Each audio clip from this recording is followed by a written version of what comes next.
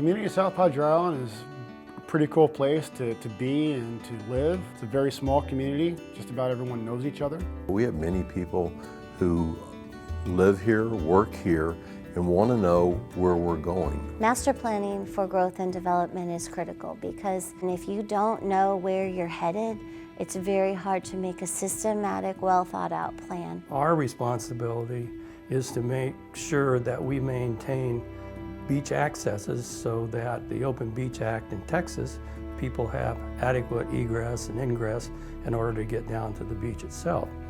Our beach accesses are something that we consistently go back and forth about. How do we provide access to the community in the best way? And there's always the debate over storm surge protection in the form of dunes, and the other side of the seesaw, where are you impacting the view? One example of that is cuts in the dune system. You know, everybody wants a walkway from the water to their place, their home, but also every one of those cuts can be a point of vulnerability for all the residents who live behind that. So how do you balance property owner rights and storm protection for the entire community?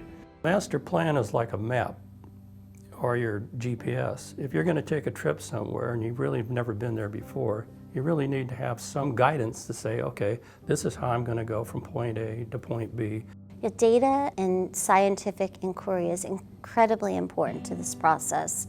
A lot of times I'll hear things from constituents about, well, that beach is accreting or that beach is eroding. Without hard data and studies that show what's really occurring, we can't accurately plan for the future. So what we utilized our grant money for was bringing in a third-party consultant. They are a third set of eyes. It's not the community alone, it's not city staff alone, it is a scientific mind looking at our situation and saying, how do we best proceed? The community and the city staff and the visitors, we've all been feeding them our thoughts and our desires for the island. And they've been sorting through all that and crafting a cohesive plan that we can adopt and move forward with as a community. We've taken a lot of time to do this type of in-depth analysis, and it's really helping us moving forward. The time to build resiliency into your community is yesterday. Resilience planning, and all the data that goes into it has to be done. There's no question about it. It's an investment in the future.